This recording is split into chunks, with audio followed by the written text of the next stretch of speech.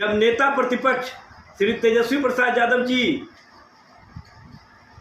के द्वारा अपने ईपिक नंबर सभी पत्रकारों के सामने उन्होंने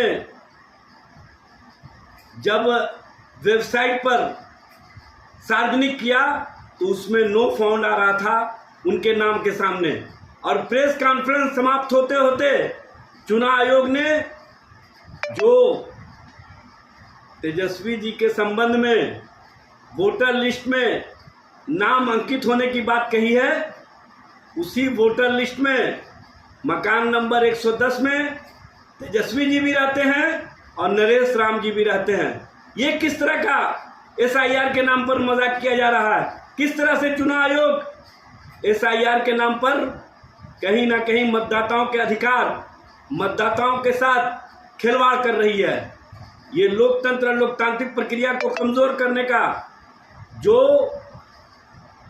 केंद्र सरकार के इशारे पर चुनाव आयोग काम कर रही है, यह स्पष्ट रूप से दिखता है। चुनाव आयोग ने माननीय सर्वोच्च न्यायालय में एफिडेविट दिया था कि हम SIR इस मामले पर करा रहे हैं कि अगर परिवार के किसी सदस्य का दूसरे बूथ पर नाम है तो हम उसको उसी बूथ पर लाने का काम करेंगे। लेकिन अफसोस की बात कि नेता प्रतिपक्ष के परिवार के सदस्यों का जिस बूथ पर नाम है उसमें तेजस्वी जी का नाम नहीं है। और हद तो यह है कि तेजस्वी जी के माता पिता और परिवार के जो सदस्य जिस मकान संख्या में रहते हैं उसमें तेजस्वी जी नहीं रहते हैं।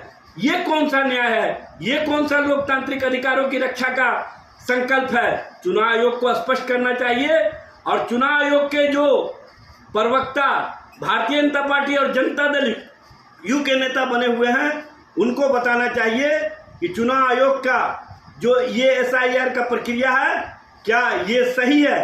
क्या ये लोकतंत्र, लोकतांत्रिक अधिकारों को मजबूत करेगा? क्या मतदाताओं के साथ इसी तरह से खिलवाड़ होता रहेगा?